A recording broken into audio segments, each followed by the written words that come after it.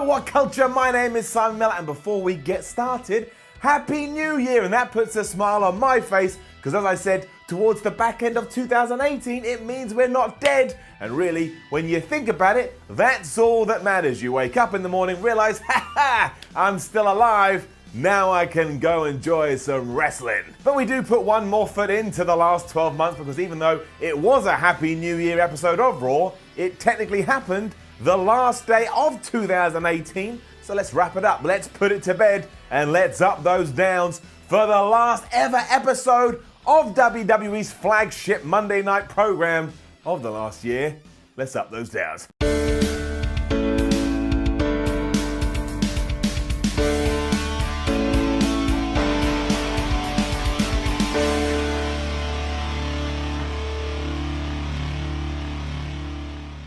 And what indeed did kick this off? Well, it was Dolph Ziegler versus Drew McIntyre in a steel cage. And it was alright, nothing special, but it made me feel like a happy little boy getting it up. And let's not forget, instead of the usual long promo that usually kicks things off, we did get a match, and Drew McIntyre and Dolph Ziggler no doubt held their own. They smashed each other into the steel, and at one point even crotched each other onto the ropes. And if you are wondering, that hurts your penis. Yep. Cut to Finn Balor in the back, who was watching things as if he had broken his neck. And you know what I'm talking about. It's when WWE wrestlers watch the TV like this. Imagine the TV is like here, so it's behind me, and they will watch it like this, because obviously you need to be able to see who they are, but they also need to pretend that they're watching the TV screen. As we are in a new era, WWE, please kill that. It is ridiculous. Anyway, before long, McIntyre got the win after slamming Ziggler with 2 Claymore kicks. And given that Dolph basically spent the entire match trying to escape, I'm going to guess that this is the start of Drew McIntyre's push to the big time. This was cemented too when McIntyre returned to the ring, took a steel chair, kind of wedged it against Dolph Ziggler's face, and then Claymore kicked him again against the steel. Then he got on the mic and he said, look, this is over. In 2019, I'm going to win the Royal Rumble, and I'm going to become the Universal Champion. And let's be fair, he probably is. Shane McMahon and Triple H then arrived in a limo backstage, and you should really go out of your way to watch this, because it looked like a cutscene that you'd get in a WWE video game. Shane danced around the game as he looked on like a disapproving dad. In fact, I actually think I saw this in like Here Comes the Pain or something like that. Weird. Then, much like the Christmas episode, we have to get a bunch of weird vignettes with WWE superstars telling us what they wanted from the new year. Finn Balor wants his Universal title back. Ember Moon wants to win the Women's Royal Rumble, and the Ascension would like to be tag team champions.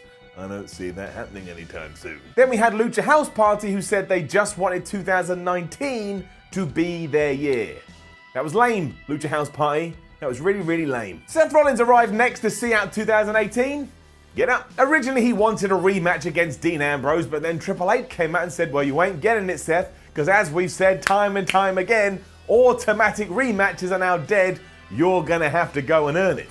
So I assume Seth is gonna get a paper round. This sparked some back and forth between the two, including Triple H reminding us all that at WrestleMania a couple of years ago, Seth did indeed whip his ass, and I like that. It made Rollins feel like a big deal. Seth also said he's been carrying the show for the past year, especially as Brock Lesnar doesn't want to turn up to work, and if Triple H isn't careful, he will bring the old Seth Rollins back, which I'm going to assume is a lot like the old Stone Cold. And I like the old Stone Cold. Remember that angle he came out, everyone went crazy? Nostalgia feels. Eventually, Trips did put him in a match against Bobby Lashley. And do you know what Seth said to this? He said, okay, I'm going to burn him down. Rollins, whoa, bring it back. That means you're going to kill him. That means you're going to make some fire and you're going to burn Bobby Lashley. I would strongly suggest you don't do that. It may be a little bit too much. And then you ain't getting no IC title rematch. Your ass going to jail. Shane McMahon then saw an opportunity to deal with this IC championship situation, and he danced out like he does and said, look guys, you've got to calm down, because I'm here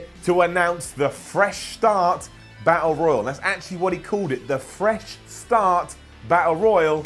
That was more lame than the Lucha House Party idiots saying they wanted 2019 to be their year. What is the deal? The match itself, though, getting up. The participants were as follow too, and you're going to have to bear with me here, because there was a lot of people. But we had Finn Balor, we had Apollo Crews, we had Baron Corbin, we had No Way Jose, we had Kurt Hawkins, we had Zack Ryder, we had Victor, we had Connor, we had the Lucha House Party, we had Titus O'Neil, we had the B-Team, Mojo Rawley, Tyler Breeze, and if you can believe it, Repo Man. Repo Man was not there. Either way, Apollo Crews won and he eliminated Baron Corbin to take the victory. And what a fall Baron has had over the last month or so. He was running the show, now he's getting thrown out of Battle Royales and can't even get an IC Championship match. Sorry, Baron. You suck. He's still wearing his suit for some reason, and I don't know why, but the best part was when WWE teased that Kurt Hawkins may actually win. He almost threw Baron Corbin out, and I wanted to see it. I think the fans wanted to see it. I could feel the buzz. Let's use 2019 to use Kurt Hawkins more. Use 2019 to use Kurt Hawkins. It rolls off the tongue. Probably not going to see it. Quick interview with Apollo afterwards, who said he can think of no better way to end 2018 and start the new year by becoming the Intercontinental title holder. Oh, Apollo. Natalya promo next, and she said while she has had a topsy-turvy year, she's going to enter the Women's Royal Rumble and try again against her best friend Ronda Rousey. And then she got attacked by Nia Jax and Tamina. Ugh. Down. Another down too, because for some reason we have returned to the feud of Baron Corbin versus Elias, and I can't figure out what the deal was. What's that? When did that change? I thought we'd seen it. I thought we were in a new era. I thought we weren't going to go back to things. Now we've gone back to things, taking my finger, pointing it to the ground, down. Corbin was in the ring moaning about all the things that I mentioned around about 3 minutes ago, and then Elias came out, he sang his little song. He said that Baron Corbin was a pile of crap. I mean, that was the point he was making. He didn't actually say, Baron Corbin, you're a pile of crap, but I'm sure we'll get that down the line. Then they had a brawl, and eventually Elias got the upper hand. Now look, this may be fine down the line, but in the context of a show where I'm expecting brand new exciting things, I don't need to see Elias versus Baron Corbin again. Bayley, Sasha Banks, and Ember Moon then got their revenge against the Riot Squad, because you remember they attacked them last week after Bayley had smashed Sarah Logan with her elbow. 1, 2, 3. The good guys won. I mean, that was it. All right, thanks. Hey there, how you doing? Have a nice day. Looking forward to the next 12 months. Give it an up, because why not? Go to the shops, don't forget the milk and the bread. Otherwise, you won't be able to eat. A Braun Strowman video package was then slotted in to remind us how much devastation he caused in 2018, but it was basically just showing Kevin Owens getting beaten up. I don't like that. I like Kevin Owens. I can't wait to see him back. That's why I'm going to get biased here. Give it a down. As for Seth Rollins versus Bobby Lashley, though, well, that's going to get an up. The main story here was that Lio Rush kept interrupting, and that pissed Seth Rollins off so much that he just got a chair at one point and started laying into Bobby Lashley. And that, of course, meant he lost by DQ. But again, earlier we were talking about the old Seth Rollins, and he had a crazy look in his eye. Maybe he has returned from his magic portal of doom. Also, if burning it down does mean going absolutely psychotic with a chair on Lio Rush and Bobby Lashley, that's exactly what happened here. He laid into them for around about 5 minutes, and he didn't hold back either. He also gave Lio Rush a curb stomp for good measure, and this is probably exactly what Triple H wanted. And does anybody else get the feeling that maybe, just maybe, we could be building to Brock Lesnar versus Seth Rollins at WrestleMania? I hope so, and I would like it. Maybe even Triple H is a special guest referee. He hurt his pec. Maybe he can't take on Batista anymore. Maybe we don't need that. Maybe that takes something away, but look, the seeds are there. I like the seeds. 3 bizarre segments back to back now, because not only did we have the same NXT call-up video that we've seen for the last few weeks, we saw a mad Ronda Rousey staring at the camera as Natalya just walked back and forth, and we learned that next week, John Cena's going to be on Raw. Dull. Down. Heath Slater and Rhino were a tag team again next, which begs the question, how the hell did the Man Beast get his job back? He got fired, then 7 days ago he was just pretending to be Santa, and that's it. Nothing in between was filled in, unless of course because he was Father Christmas, maybe he gave himself a WWE contract for the festive season, he signed it, and the McMahons were like, look, if you want to go to that much effort, you can just come back, Rhino. Either way, they lost to Jinder and the Singh brothers here in a handicap match.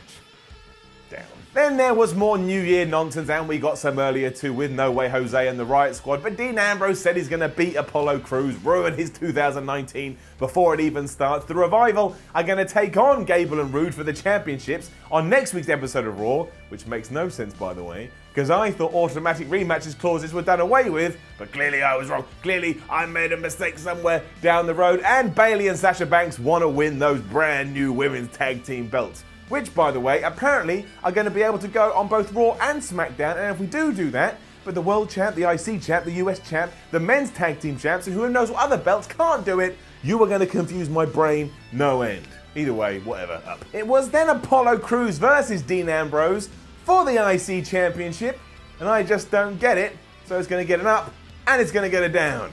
Breaking the system. Here's the thing though, during that battle royal we talked about earlier, the commentators really put over how well Apollo did. They said, look how many people he's thrown out. Maybe Apollo Crews has come back to the dance after admittedly a pretty poor showing on the main roster. Then 1 hour later, he loses to Dean. Now look, it was a good match and that's where the up comes from, but how did this help Crews at all? He's in the exact same place he was before this episode began. The ending was pretty sudden too, because while Apollo was whipping out all these cool moves, he just slammed him with the Dirty Deeds, 1, 2, 3. That was that, and I've said it before, I'll say it again. I do like how the Dirty Deeds is a proper, like, terrifying finisher, because if you do get hit with it, you're out cold, but I'm just intrigued as where we go from here. I mean, Dean Ambrose is still your champion. He kept talking about Seth Rollins, so we are going to see that match again at some point. I don't know. Just shrug my shoulders. And up for Alexa Bliss though, because she told us obviously she's no longer the GM of the women's division on Raw, so instead she's gonna debut her brand new talk show next week known as A Moment of Bliss or A Beautiful Bliss or something like that. And look, these segments, as Shane McMahon said, are actually a little bit antiquated. How many times have we seen talk shows in the past? Well, I actually think Alexa Bliss will do all right with it, and her first guest is gonna be Ronda Rousey, something to be excited about. Brock Lesnar is gonna be on Raw next week too, and maybe that's his New Year's resolution, to actually turn up to his job. Yeah, right. Confusingly, we then ended this show with Ronda Rousey and Natalya as a tag team taking on Tamina and Nia Jax. Not really the most exciting thing in the world. I mean, it was okay. It didn't offend me, but you know, gonna get down. Again, it was fine. It was a cool segment at the beginning because Ronda Rousey was so mad what they'd done to her best friend. As soon as the match had started, she just unloaded on Nia Jax and Tamina, and as always, looked like she's gonna kill you. That's her little tagline, she says, Ronda Rousey's gonna kill you. From here, it was just a match though, and the ending came when Tamina went for her big splash, but Ronda reversed it into the armbar, and Tamina tapped out quicker than you can say, oh my gosh, didn't Tamina tap out quickly? And that's cool, because much like the Dirty Deeds, you can believe in the armbar now, people are scared of it. And that was that, we're done with Raw in 2018, and I still think it was fun, even though we are still ironing over some of the cracks. But I truly believe in 2019, we're gonna get a better product, or at least that's what I want to believe, especially because within the last 24 hours, All Elite Wrestling, my friends, is a real thing. Maybe 2019 is the year when a new WCW rises from the ashes. I know that's like believing big and over-dreaming. That's what I do. That's what I do. Now, don't forget to leave a comment below and let us know what you thought about last night's episode of Raw. Like, share, and subscribe. You head on over to WhatCulture.com and you read yourself some articles. Then you go to Twitter, you follow What Culture at What Culture WWE, and you're on What Culture Wrestling. You're probably hungover from your New Year's Eve party, so just go and watch a load of videos. It'll make the day go faster, I guarantee. Not a guarantee. My name is Simon Miller, this was What Culture Wrestling, and look, Happy New Year. Have a great 12 months, believe in your dreams, and your dreams will believe in you. I stole that from someone called Daniel Bryan, and I will be seeing you. I'll be seeing you loads this week. We're gonna up those downs for SmackDown, and then on Friday, we've got a show known as Wrestle Kingdom 13, and we're gonna up those downs for that as well. Make sure you tune in. I look forward to seeing your smiling faces, and also, I'll see you soon.